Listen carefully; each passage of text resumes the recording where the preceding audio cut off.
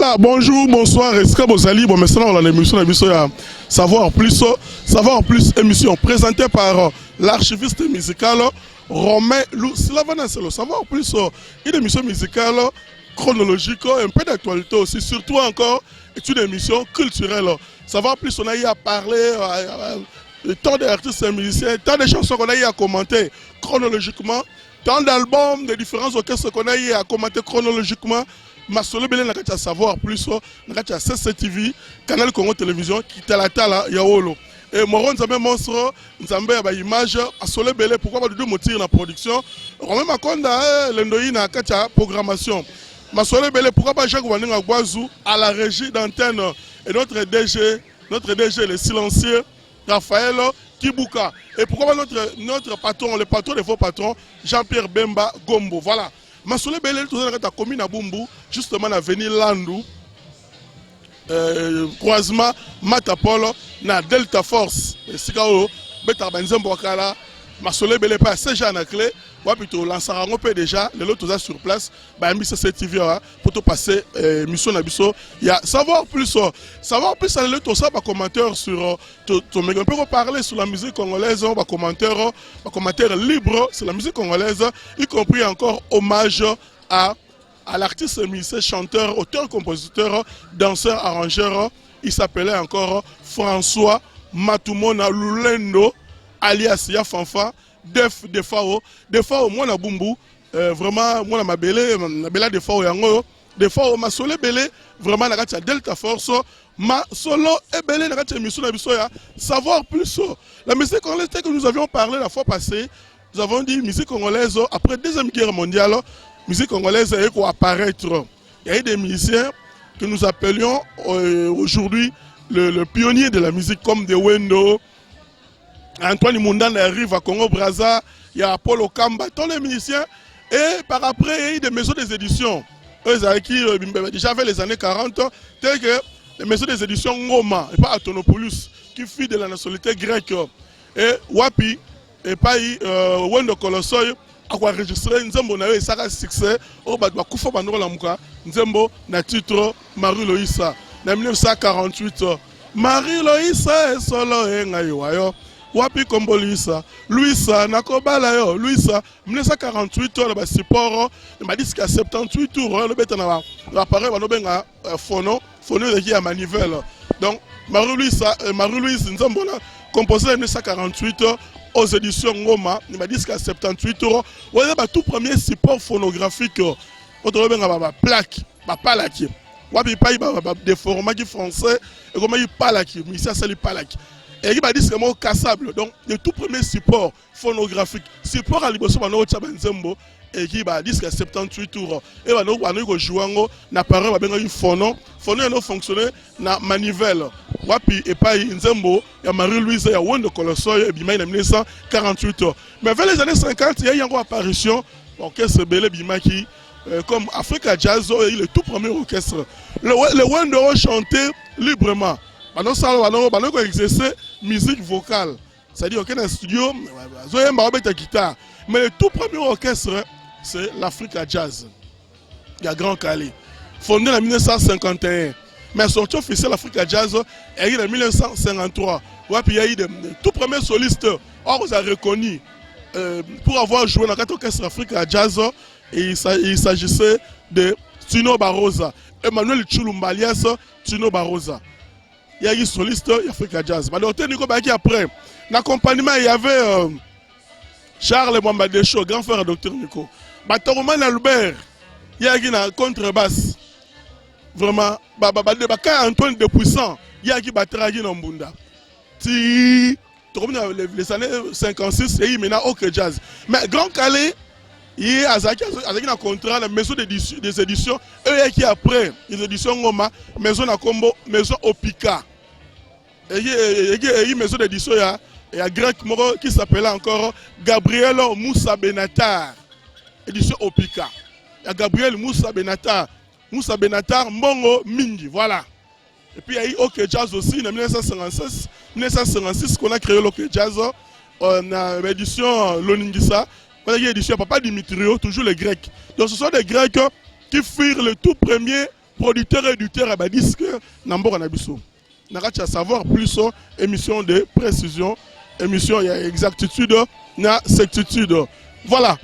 Tokotano nakati kuna to continue ko émission Nabiso nakati ya Delta Force. To continue ma solo Nabiso. Mbalo to resko nakata boîte, nakata dancing na box.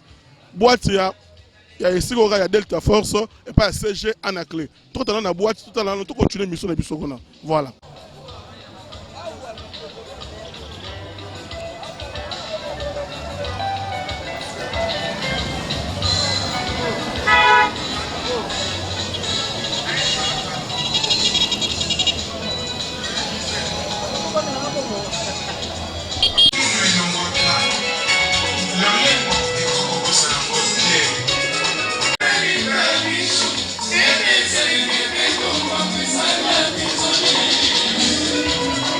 Voilà, merci. Toujours continuer mission Nabiso. Musique congolaise a commencé vraiment déjà vers les années 50. Et en 1956, il y a eu OK Jazz. OK Jazz, au sein de 1956, la marque, la maison des éditions, l'Oningisa, et puis Papa Dimitrio. Papa Dimitrio, vraiment, Simba qui OK Jazz, Fondation OK Jazz, les 6 juin 1956. Voilà, il y a eu tant d'orchestres qui s'appellent OK Jazz. Les années 60, 1960, Africa Jazz a la table ronde à Bruxelles. Avec au Beta, pour l'agrémenter la politicien à Bissau. Vers les années 60, il y a eu apparition d'orchestres rebelles. Africa Fiesta Nationale, Africa Fiesta Soukissa. Et puis les années 70, il y a eu des orchestres comme Bazaïko, Bela Bela, Sosoliso, tant d'orchestres. Voilà. Alors, maintenant nous arrivons vers les années 80. Donc, en 1980, le 14 octobre 1980, Manoua Kouakou a créé l'orchestre Moko, na combo à Grand Zaïko Wawa. Grand Zaïko Wawa, il y a tant de musiciens là-bas. Il y a eu des chèques dedans, il y a eu Adam Wangisa, Nzenze Mongengo, tant de musiciens. Alors, par exemple, musicien Moko, il y a eu Outana Kisantu, na combo à François Matumona Lulendo, alias Yafanfan, Def Defao. Moi na bumbu masole belé. Tout ça qu'on a moi bumbu ah mais on peut parler biso des fois papa comme on comme on a ingénieur Dias Mbemba donc pire petit à des fois donc on a une idole ya général des fois tout le monde à Québec. Voilà ben pire vient à biso oh tous hollandais partout. Ceux qui t'ont reconnu Botozali.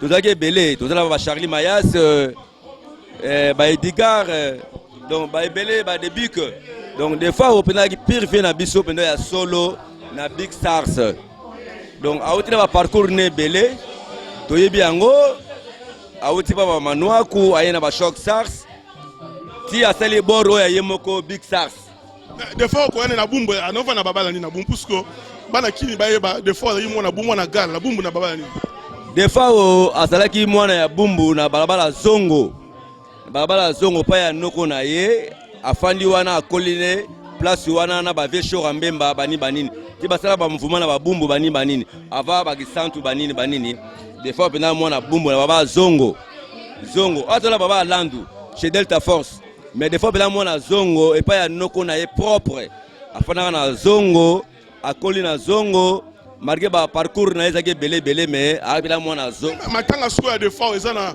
na bumbu ka mena veni kimvuidi eza suna zongo te na baba kimvuidi ele pa ya mama leki oya ye mama leki ne biologique et pa ya mama leki na ye ezana kata kimvuidi wana ela problème te pa mama leki na ye pour le pango ezalaki awa oyebika mukili ninga za kama mebele et te kama banini mais ba comment na kimvuidi pa mama leki na ye.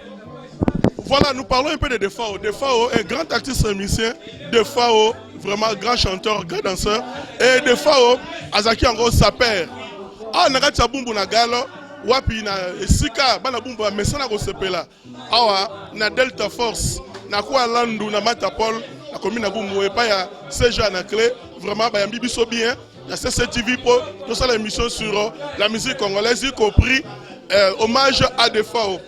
À part on a qu'on vivre à des fois à Québec exil n'est guidi à quoi exil à des fois guidi à quoi bon d'après yemoko azaki na exil te makambo bazalo ba wana ebaki yangote ayebaki na yangote balobaki o des fois bona boye d'après yemoko tanga azalaki en vie ayebaki makambo wana te kama mokili ndenge azalaki bimaki quoi à part wana bon nayibi makambo te mais des fois on exil ye moko awanga na yango ayebaki eloko moko te ezaka ba rimer ya mokili ne elobaki abongo ba rimer ya mokili mais lelo aza te toza na mawa mingi mpona général des fois au matumona des fois au Québec kimenemene mfuidi kulamba sulunzika ndinga yemba banzembo wana tango mama ta kochela mu Congo ayesa so ba petit omoni boko la boka kimenemene mfuidi kulamba sulunzika mingi ba yebi te amenga na yebi yango pona zaki bina pembeni na ye na yebaki makambo wana kimenemene mfuidi kulamba sulunzika donc eza pasi mingi ya mawa ya trop donc ba regret mingi pona jene chez le Charles liwana ye pona biso ya pasi mingi vraiment na kata gal na kata bumbu kata bumbu ya pasi mingi ya pasi mingi comme si des fois ko sa musique na ye abimaka pas tellement comme si moi na bumbu ba musique ba bimaka na bumbu ça ba grand succès mais par après ba dindaka sur la journaliste toujours ba otomonaka to vivraka. Nous avons vu Chora Mbemba, c'est la musique, mais par après à Boumba Karabou. Boum, nous avons vu encore le Fombo, bassiste Empire Bakuba. C'est le grand succès, c'est à Boumba Karabou. Des fois, ça m'a boum, mais la musique n'a pas été là, on a une émission, à tirer le jamais à Zamona Boumbu. Des fois, ça m'a boum après Liwana et l'on y a Goloba. C'est une gratitude, et artiste et musicien, pour Boumba, mais ça va artiste et tout bien gagné. Ve des fois, à Botamana Balemba. Mais na bumbu yaki famille na ye ayaka abetaka musique na batebele lokola ba peropa ba mwanajo ba vesho rambemba basalaka bloc na bango na selemba wa babetaka bumbu babetaka musique belé des fois bena beta musique na bumbu awa na ba vie na ye ba show rambemba ba peropa ba mwanajo mulinga likaya do ba belé to tanga ba komo na bango te ba mwanajo bani ba beta bena musique na bumbu awa toyebi yango très bien oya ronier matali mais biso to la bumbu toyebi yango. Voilà, des fois on a les années 80 la fondation orchestre grand Zego des fois l'été de la partie il y avait des chèques dans des fois Adam Wangisa Nzenze Mongengo yemoko manua kuwaku mais par après des fois on jugé bon en 1983 tabaso na bazo créé orchestre Shock Stars décembre 83 des fois on a Shock Star la première mission comme des fois Kofi Ali Baba Bozi Boziana il y a eu encore Yamor Bebe Nyamabo il y a eu Opisio un chanteur il y a Empire Bakuba va redémarrer Shock Star Shock Stars c'est la sortie na bango na Carrefour des Jeunes na Matongé et ça na combat le 27 juillet ça a sorti le 24 décembre 1983 banzembo lokola le banzembo a des fois kopalangana te surtout dans la vie kopalangana te décision ezwande moto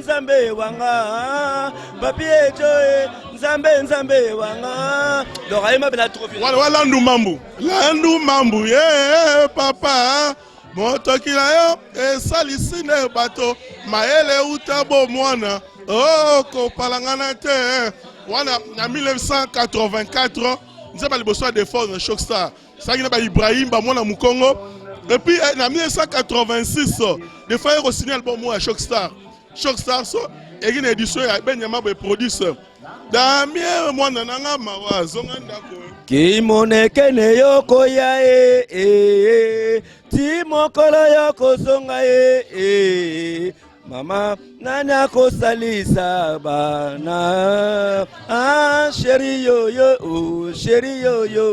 ba danse de fort pour na Guinée ba danse na en tout cas Vieux Québec azalaki un bon danseur, un bon sapeur, un bon compositeur. Donc, il n'y a pas si mingi pour la biso ba ne Congo, tu peux perdre un grand musicana. Le cola Jene Matumona, Québec. Tu peux bien Québec. Président, tu bien Québec. Net kana so baboye na fan Québec Force. So na kina carte nanga président ba bongo monango, ba montrer ka menga ba yeba bosser, ba Jiribo Tuta, ba yebi, na numéro 1. Charlie Maes Ayebi, nagi numéro 1 la carte là, va montrer la menga. Ose yaka yo Miguel ya mama Tosi to bala tosi pe to boti. Yakayo misère. Oui, très bien. Oh, d'accord, va avancer ma défaute. Pourquoi? Malgré na beta bangola, banini, mais des fois on a chaque jour na téléphone de sol. Si na bakina wa chaque jour de benga de sol. Voilà, puis la pire fait na makila. Quand on a idole nae. Si na zolo va boye bomo na bena ba banderole ba riban. Moi bord photo na ngai. On peut gêner sur place quoi. Voilà, ingénieur Dias, moi na Bumbu. Voilà, dans notre espace Delta Force, vraiment à boîte, ma solo tout va bien. Moron ça même monstre CCTV bikaka. Awa na Delta Force passer Jean na clé. Na bibiso bien discothèque maramuto ezali. Ma condition est dans la Gombe, on est dans la Bumbu awa. Ato bango kilo à Bumbu. Voilà, des fois forever, des fois pour toujours. Des fois, puisque l'artiste ne meurt jamais. L'artiste, on le reconnaît à travers ses œuvres. Des fois, tu vas œuvre belé. Chacun de moi, il y a Mercedes quoi. Na lata yango et puis peut-être pas tebele balata. Voilà, des fois, ma sola ba sap, tout le monde peut na bumbo, bana gal. Voilà, bango vraiment, banera le cola des fois ba sap. Le des fois, ça perd, à sa soute, ni ba sa perd, comme on a. Ouais, c'est bien moi, Forêt Bilé, les autorités morales, alors Boumou toujours, Léopard de la SAP, le secrétaire de tous les sapeurs au Congo. Waneza lokolo ya kulu tunabiso matumona lulendo wana Olivier depuis zalaki na libanda moka to banda vraiment ko za ba entretien malamu nae ba kilo de fois à forme to banda ke kenda ko zongo pa Fiston Baptiste Chochocho bangai ba misala biso ba sisima to ba sekeseke to perdre vraiment icône mutabanda ko beta forme azobina danger puis voix angélique et ça les cahier to tika l'isoler biso ta forme ba Léopard. Merci papa comme ouais, comme on a fumé le 5 à Léopard de la SAP, moi on a belé pena tongo. Donc au pena lokolo ya général des fois au djene monument icône to tika ne banda papa mbakena na question mamba forme zaka yé. Comment on a dit papa? Ouais, c'est la Roche Japon dernier fils ça s'appelle réunion sur RDC Mumbaye la Roche Japon. Maweza mi po via kei mais le fait que atiki biso bana to ko le lega na ka robeta forme ka mais matanga za mais au sarana po to le la ka venir na kei. Voilà, un espace à Delta Force. Cadre dans les nini, membre de force, toujours sur l'émission de force, cadre Delta Force boîte. Ouais, moni papa na biso vraiment na lo ya sali na bumbo ezalate. Bumbo mu ma boîte ezalate, on est photo lo bango. Donc mu bumbo boîte ezalate. Boîte na bumbo ezalate. Boîte ezalate. Donc moni papa Clément ne loko vraiment coup de chapeau po. Asa père oya boule bana bumbo bien tali mon ba terrasse mo ba papa mais asali loko aboye. Pema liboso ya mapé ba saper ba kota na kata boîte na kata bumbu. Donc ça le donc félicitations pour na coup de chapeau nzambe apambola escali kanso. Oui, ezali père en 3 mois robunga te parce que mo konzambo kana biso son excellence Félix Antoine Tshisekedi Fatibe to biso to bakisara na gouverneur na biso ya ville ACP tronçon déjà ezali normal à so sanzela baza au sala déjà dans les bons. Bataille peine boroya borozwa na bino mutuka tranquillement boya tozala landu na Matapol ezati commune na Bumbu toujours na kati ya Bumbu Bumbu eza commune ba prêtre commune banka voilà basi mbote ba fela nga modoko cha fois ko faire fumon putu ambassadeur Mogabe Kuidadu Thomas Maketo Chipe Maketo Claude Tembe. Ouais mais présentation forme Osama Sarah fait collection Osama Jani vers Tchatché fait Ova Jani yeyo Dolce Gabbana Jani je peux présenter là tu vas Mayu donc moni benga utu makambo ba minga ezate po buka mona buka kukila cameraman on sala musala ba yeba mutala tikitoko na sapota banana kozonga na Selemba azo na Selemba na Weston chaussette o bana poto ba yebi de voir oyo chaussette des arapas po mona sapela ta chaussette ko pesa arapas na senti soko matili kola ko mona senti ezali ba Viviane wataku na sagite nazala licha igobos nazala pièce ya wana ba bino suka ba disciple de fao biso tozali ba petit ya vie def lever matumona ba benga de fao ba na moi crime pour na de fao bo ça na moi lo mo mobali nalingaki bateta balana baboti baboyaki ye bakeko balisa ye na moto ya mbongo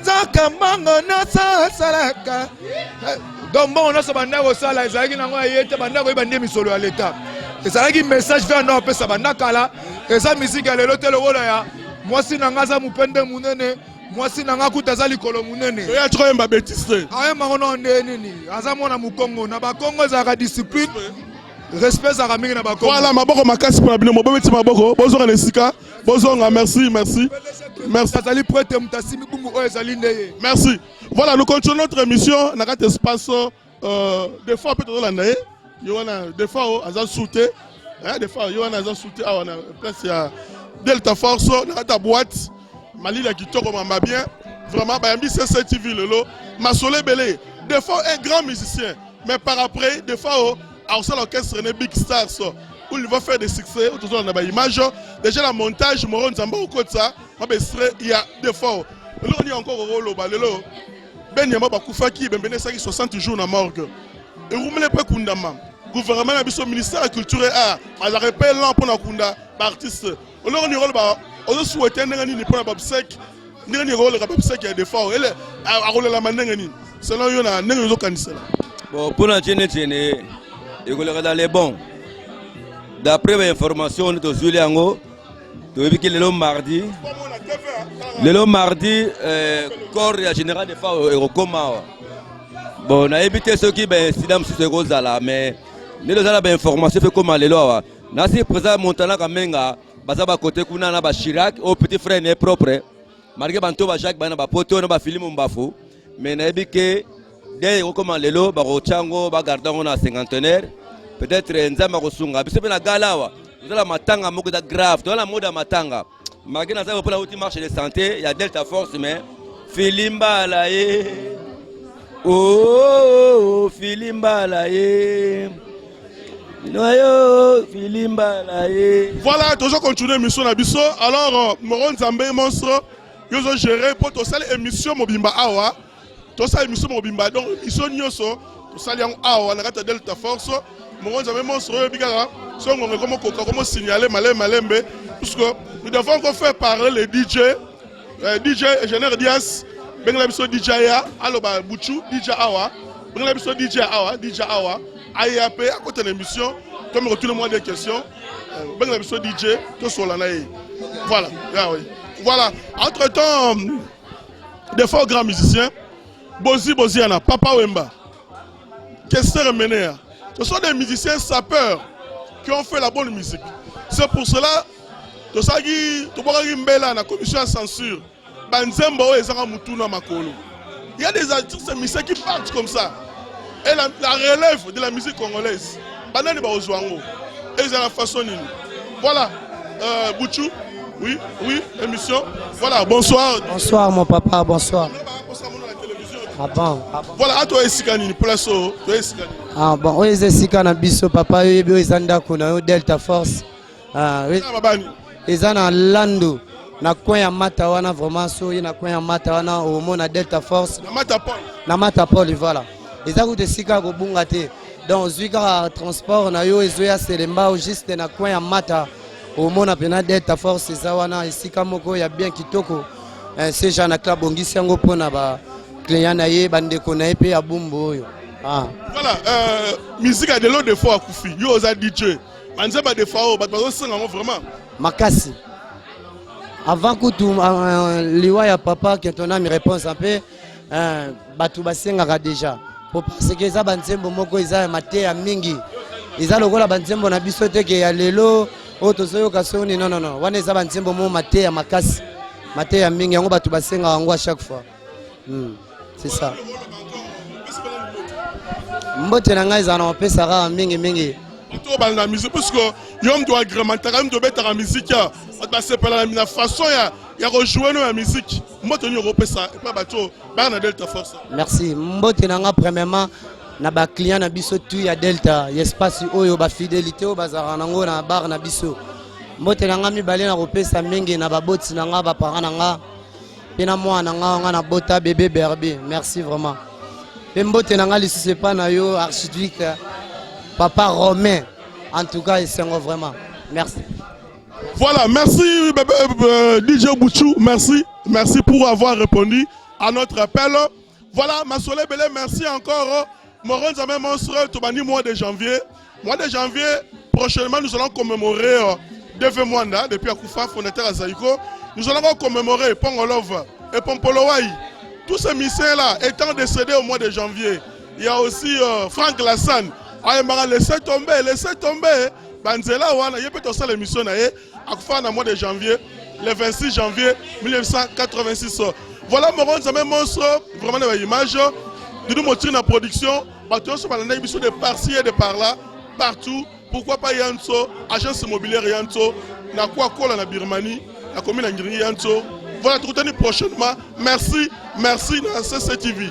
Voilà, merci encore Nesika Delta Force et pas à CG na clé, na quoi venir là nous croisement Matapolo, na commune à Bumbu, kilo ya Bumbu. Merci, bye bye.